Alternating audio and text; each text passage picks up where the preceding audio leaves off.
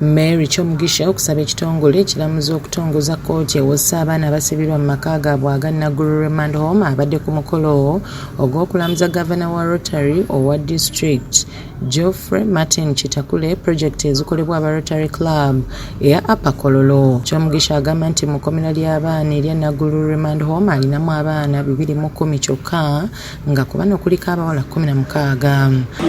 Abaana bano bwe tubafuna babeera mu mbeera y'obutategeera kikigenda mu maaso. Olwaleero nyina abaana 210 nga 16 bawala.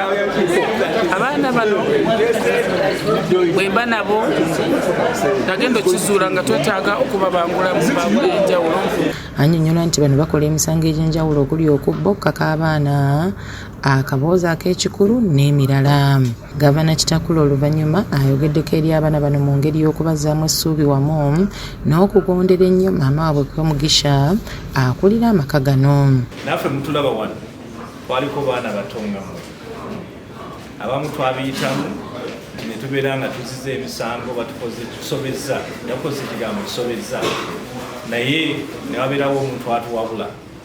Era kati muli wano mu Remand Home, era maama wammwe ono ne gavumenti n'afa ba Rotary kati kitukola kubeerawo nga tubayamba nti muliga ebintu ebyo ebinaakola ki n'abayamba, mwerabire ebyo bye mwayitamu musobole okuva wano nga muli bantu abagenda okuyamba okuzimba eggwanga.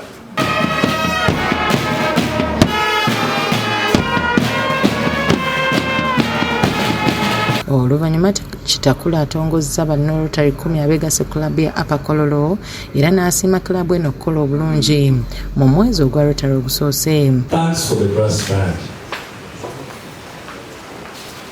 I enjoyed the music from those young kids who are supported by you under basic education and leadership.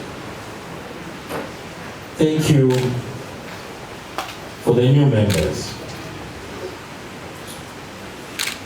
and thank you for the foundation giving. President Philbert Kinyanda agamba nti abaana bano bababangula mu kkosi ez'enjawulo nga bakolagana n'amatendekero ag'emikono ag'enjawulo ekibafuula ab'obuvunaanyizibwa nga bavudde mu kkomera.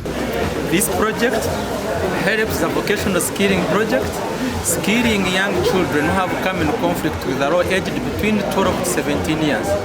When they are held at this facility, we skill them, we train them up to when they are certified by Uganda Vocational and Technical Assessment Board. Judith Nalugwa yakusakidde eggulu eno ku Bukedde TV. The next person is Steven.